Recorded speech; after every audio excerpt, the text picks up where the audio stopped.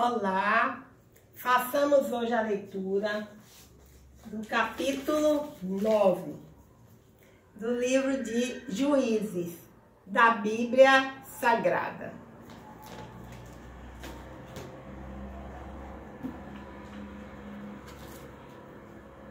Abimeleque mata seus irmãos e se declara rei.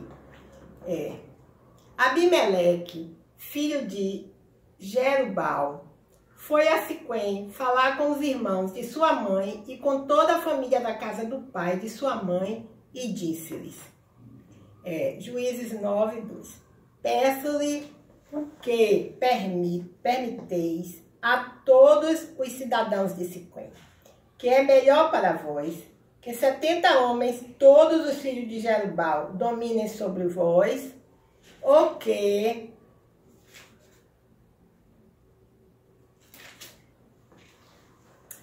um só domine sobre vós. Lembrai-vos de que sou vosso irmão de sangue. Juízes 9, 3. Então os irmãos de sua mãe disseram tudo isso a todos os cidadãos de Siquém.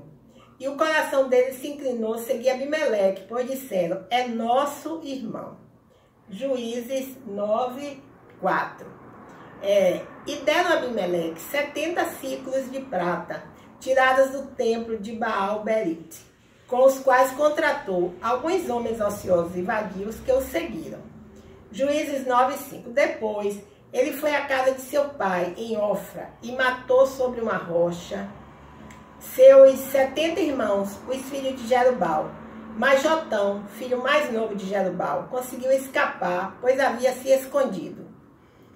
Juízes 9, 6. Juízes 9, 6. Então, todos os cidadãos de Siquém e de Bet-Milo se ajuntaram no carvalho da coluna que havia em Siquém e coroaram Abimeleque rei. A parábola de Jotão. Juízes 9, 7. Após ter sido avisado disso, Jotão foi ao cume do monte Gerizim e gritou para eles, cidadãos de Siquém, ouvi-me, para que Deus vos ouça. Juízes 9, 8. Certa vez, as árvores foram ungir um rei para si, e disseram à oliveira, tu reinarás sobre nós. Juízes 9, 9. Mas a oliveira lhe respondeu, deveria eu renunciar ao meu azeite, que os deuses e os homens apreciam em mim para dominar sobre as árvores? Juízes 9, 10. Em seguida, as árvores disseram à figueira, vem e reina sobre nós. Juízes 9, 11. Mas a figueira lhes respondeu, deveria eu renunciar à minha doçura e ao meu bom fruto para dominar sobre as árvores? Juízes 9, 12. Depois as árvores disseram à videira, vem e reina sobre nós. Juízes 9, 13. Mas a videira lhes respondeu, deveria eu renunciar ao meu vinho, que alegra os deuses e os homens para dominar sobre as árvores? Juízes 9, 14.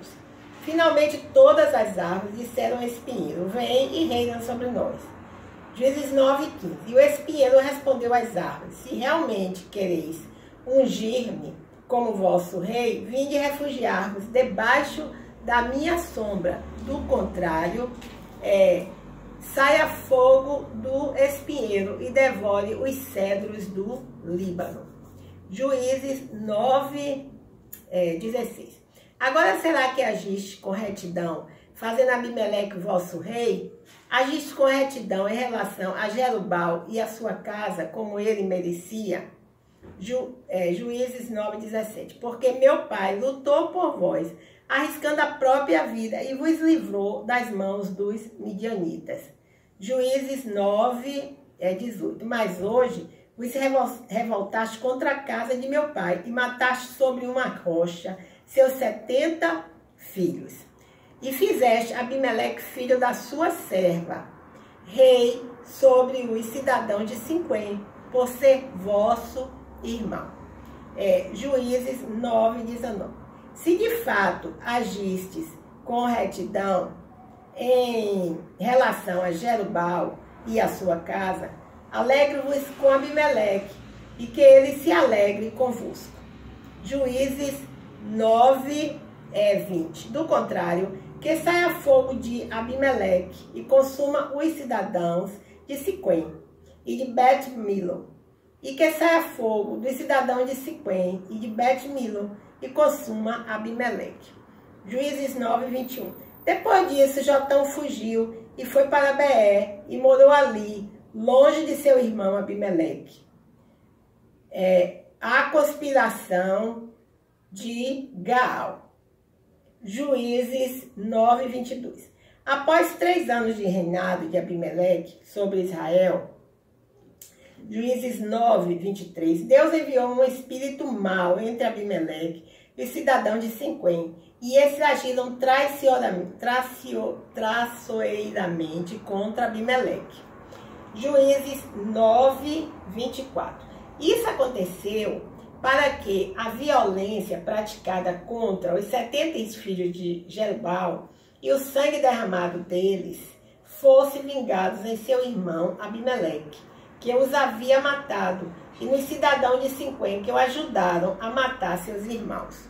Juízes 9, 25.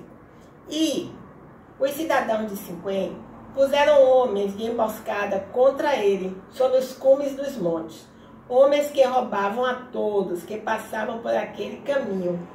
E contou-se isso a Abimeleque. Juízes 9, 26. Nessa época, Gaal, filho de Ebed, veio e se estabeleceu em Siquém, junto com seus irmãos. E os cidadãos de Siquém confiaram nele. Juízes 9, 27. E aconteceu que eles foram ao caminho, colheram suas uvas, pisaram-nas e fizeram uma festa. Entraram na casa de seu Deus, comeram e beberam e amaldiçoaram Abimeleque. Juízes 9, 28. Então Gaal, filho de Ebed, disse: quem é Abimeleque e quem é Siquém para servir Abimeleque? Ele não é filho de Jerubal? E Zebul não é seu subordinado? Servia aos homens de Ramon, pai de Siquém. Por que razão deveríamos servir a Abimeleque? Bem, Juízes 9, 29. Se este povo estivesse sob meu comando, eu me livraria de Abimeleque e lhe diria: reforça teu exército e vem. Juízes 9, 30. Quando Zebul, governador da cidade, ouviu as palavras de Gaal, filho de Abed, ficou muito indignado.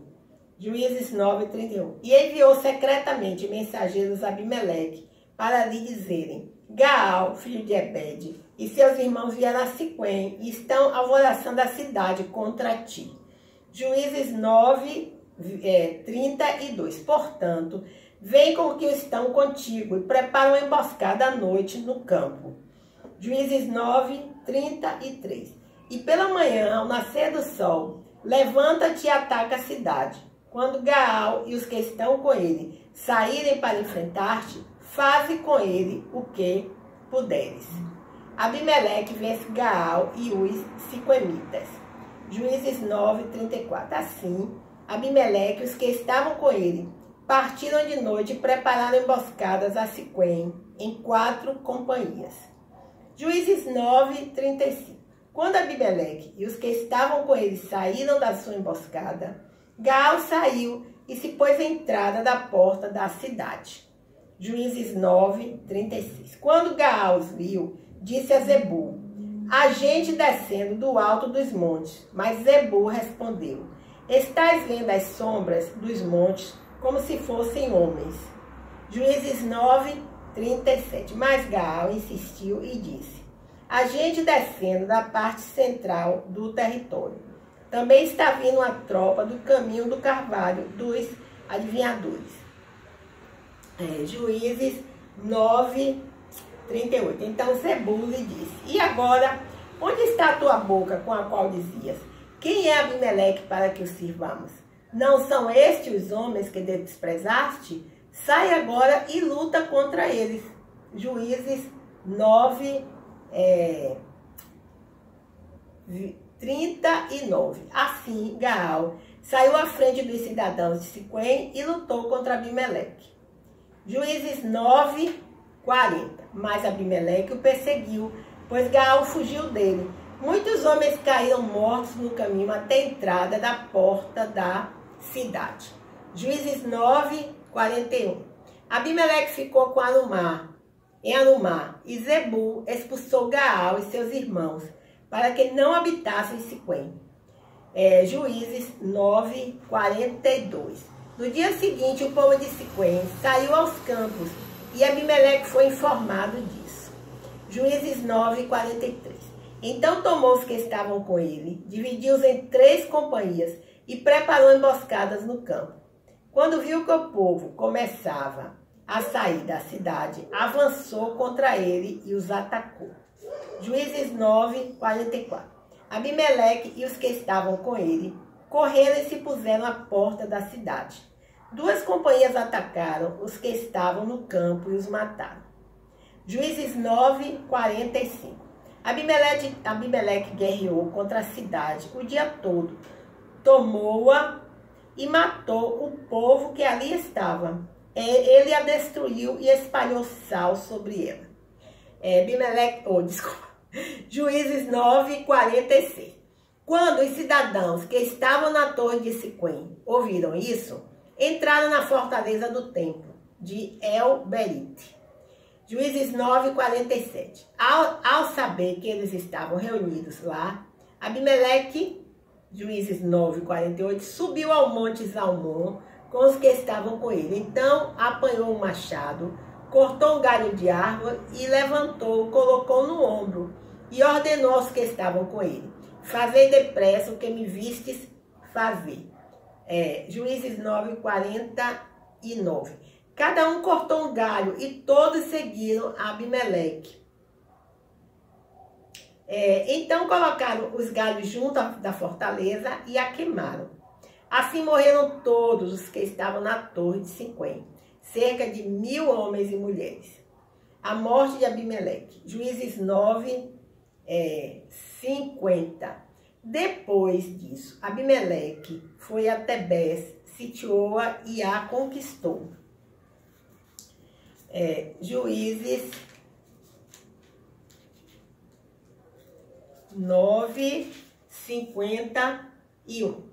Mas havia no meio da cidade uma torre forte, na qual se refugiaram todos os habitantes da cidade, tanto homens quanto mulheres. Eles fecharam as portas atrás de si e subiram ao telhado da torre. Juízes 9, 52. Abimeleque foi até a torre e a atacou. Quando chegou à porta da torre para atear fogo nela, Juízes 9, 53.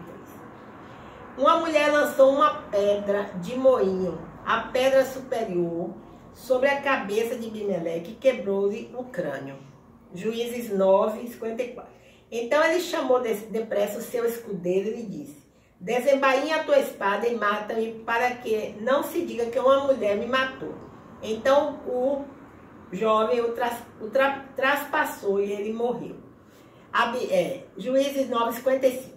Quando os homens de Israel viram que Abimeleque estava morto, voltaram para casa. Juízes 9, 56. Assim Deus retribuiu a Abimeleque o mal que havia feito a seu pai, matando seus 70 irmãos. Juízes 9, 57.